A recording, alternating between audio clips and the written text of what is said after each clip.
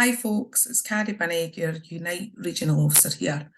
Since I don't yet have my airside pass, I thought it would be good to make this video so I can explain a bit about the talks we've had with the employer and the recommendation to reject. We submitted your pay claim back in November. This was then backed by a large majority of workers within the station via the pay petition. Despite having this pay claim for months, the employer only met with us on the 19th of January. It was clear from this meeting on the 19th that our aspirations were not going to marry up with what they had to offer. We asked that they adjourn the meeting for both parties to reconsider some elements of the discussion. A full and final offer was not tabled. If it had been, then this is when we would have communicated with you and balloted our members. So you can imagine our disappointment when we learned that from this meeting, the adjourned meeting, senior managers decided to brief other staff on the content of the meeting, which in turn led to the rumour mill starting and members approaching reps about the discussions. Whilst we've got absolutely no issue with full and transparent discussions, we feel this was an attempt to undermine us all by leaking out ongoing negotiations in order to undermine the collective bargaining process.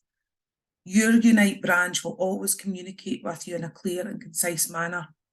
We will not leave the communication of any offer or important information to the whims of drip-fed station gossip. Not only did they break your trust while talks were ongoing, they also inferred that our colleagues in Glasgow Airport had recommended a similar offer. That was simply not true, and I'm glad we asked for the adjournment to check exactly those details so we could fully inform you of the facts. Both myself and the regional officer for Menzies Glasgow have left the company in no uncertain terms that our elected reps will decide on a recommendation or otherwise, and the insinuation did not help cool off any feeling of distrust. We then met with the employer last week where they tabled the offer we bring to you today.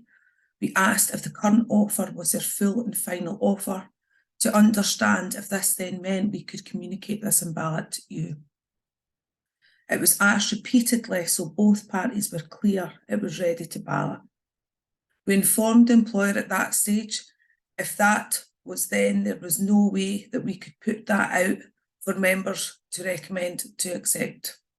Both sides agreed that any communications would be on hold until we had the offer in writing and to give us time to discuss as a reps group our next course of action.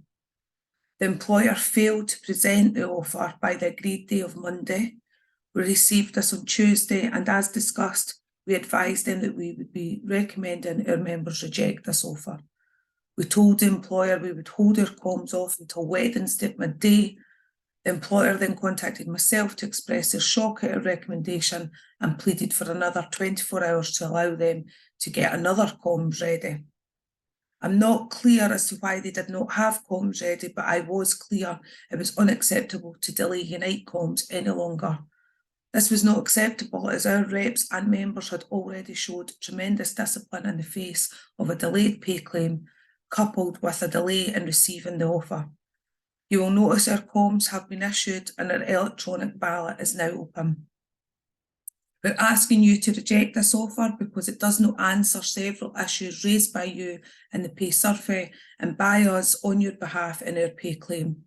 The percentage is still too low to reflect the times we're living in.